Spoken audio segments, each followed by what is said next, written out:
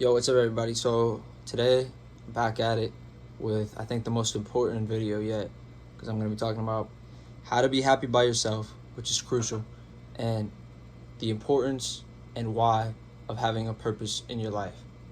So let's start off with the first one. How to be alone. You can't be alone if all you're going to do when you're alone is think about other people. So when you're alone, you need to be working on yourself. That's pretty much it. If you work on yourself from the moment you wake up to the moment you go to bed, and you have a purpose for why you're doing that, you're not going to feel lonely. You're just not. And when I felt lonely, what I did was I called up my boss and I said, hey, I want more hours because I wasn't working hard enough. And sure enough, it went away. Maybe that works for you, maybe it doesn't.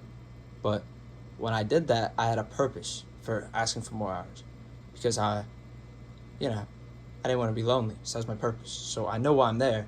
I'm making money and, I'm not lonely. So I have a reason. You got to have a reason for everything. There's a book called Start With Why. I could explain the book. You could read the book, but it really just kind of the title. It's just like, start with why. When you're telling someone else to do something for you, they know why. Otherwise, they're just going to ignore you, which is like, why your dad asks you to take out the trash before he gets home, but you don't really care about why or know why, so you usually don't end up doing it. But, if your dad says, take out the trash before you get home, or I'm going to ground you for 2 weeks, now you know why, and chances are you're probably going to do it like right away as soon as he leaves the house. So, he just talks about using that principle on yourself. That's all it is. So you got to start with why. But having a purpose in your life is so key to staying alone.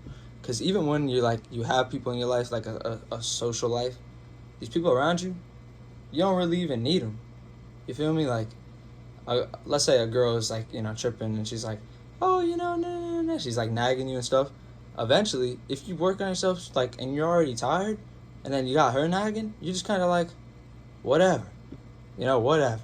And you become less needy too. Like, you don't have time to chase people. You really live in an abundant life instead of a life of scarcity where you run around chasing this person's attention, trying to get some money. If you're busy and you work on yourself all the time, you're good. And this is something crucial. A lot of people think that happiness is going to come from the outside. It's not going to come from the outside. You're working on things outside because you want to buy the new clothes, or you want to buy the new car, or you want to be prettier, or more handsome, or any of that kind of stuff.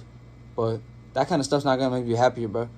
I mean, a little bit happier, but it's going to kind of fade away because you're just going to want more. And also, you can't bring that kind of stuff with you to the grave. And that kind of stuff is fleeting too. Like, let's say, you get sued or something. All that stuff's going.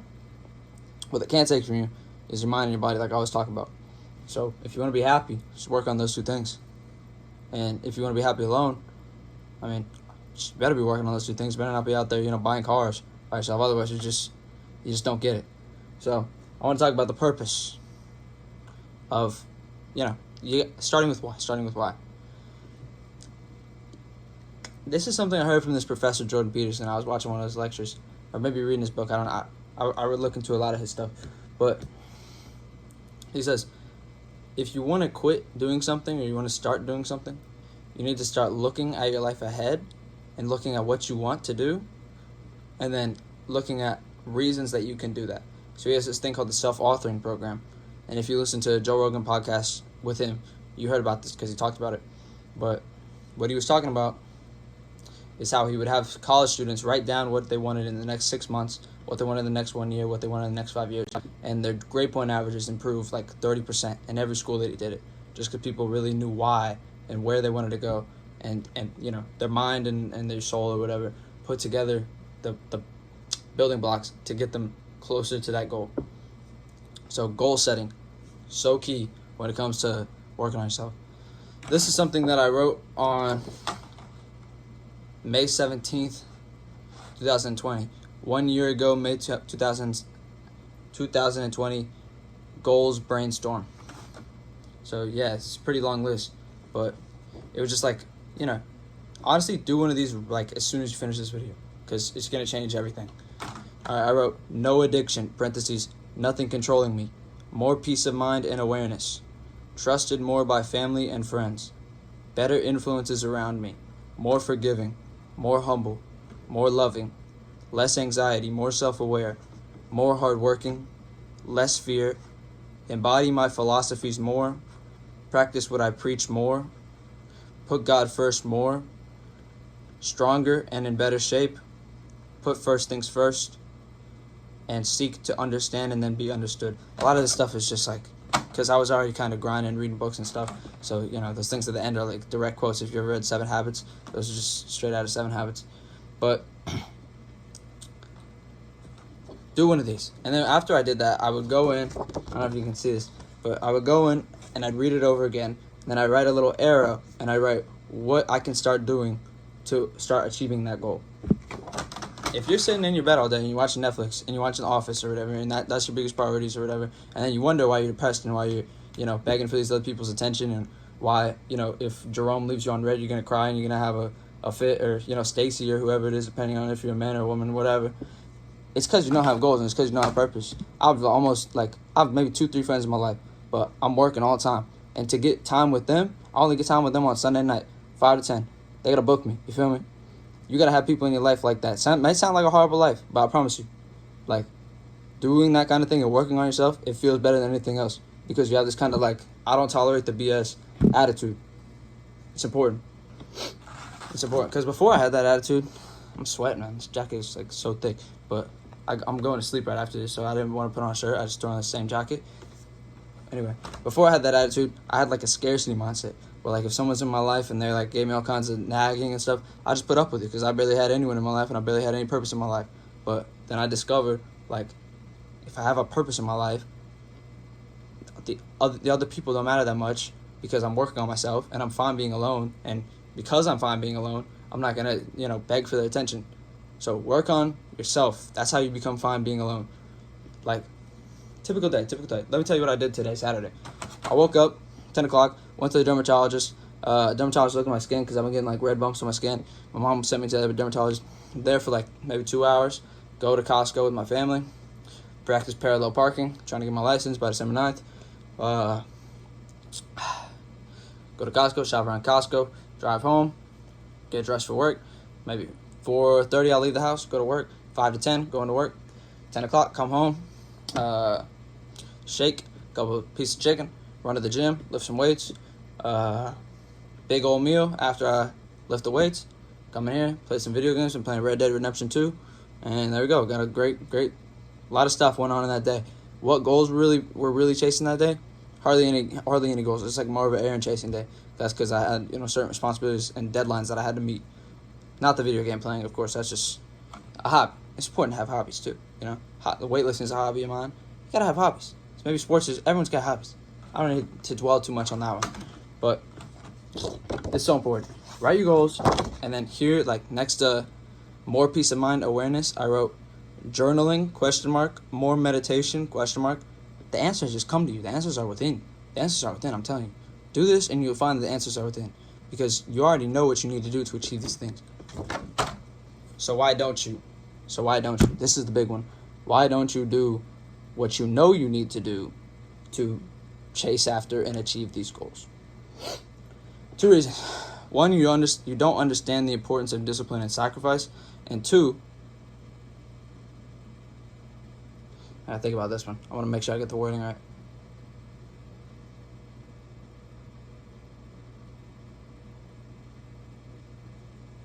You don't understand the consequences.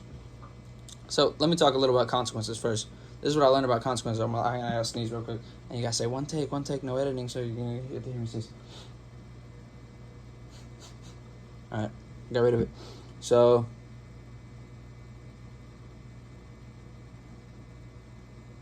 I should really edit this. I was focused on the sneeze. It's like up in my nose right now. That's what I'm focusing on. Discipline and sacrifice. What I'm learning as I get older is that when you sacrifice certain things, you get more benefit. It's that simple. If you work more hours, you gotta sacrifice hanging out with friends. Maybe you gotta do your assignments a little worse, and you get more money. Or you sacrifice playing video games, and you go to the gym, you get swole. That kind of thing. You just got to kind of understand that. Second thing, consequences.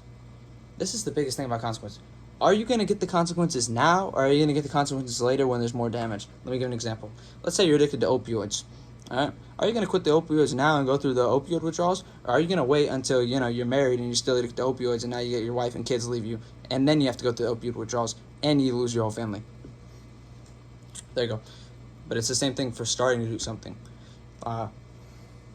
Say you want to start meditating. Are you gonna go through the pain now and start meditating, or are you gonna wait until you're in front of a million people, you have a panic attack, and everyone you embarrass yourself in front of everyone, and then you start meditating? So you're gonna have to go through the consequences then, plus a little more consequences.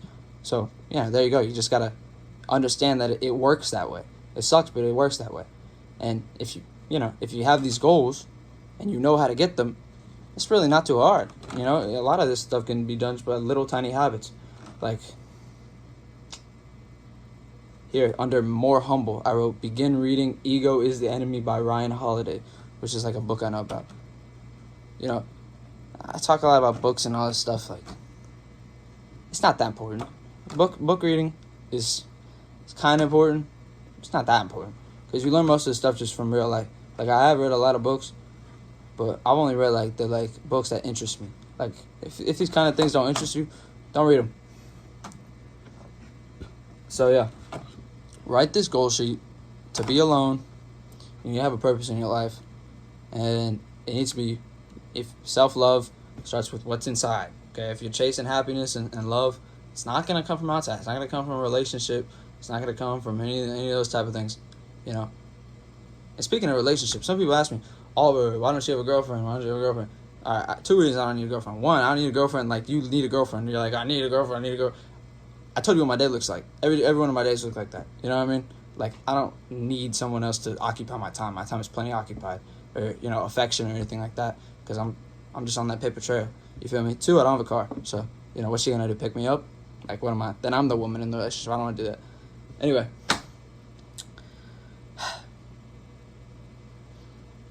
I think you guys got it.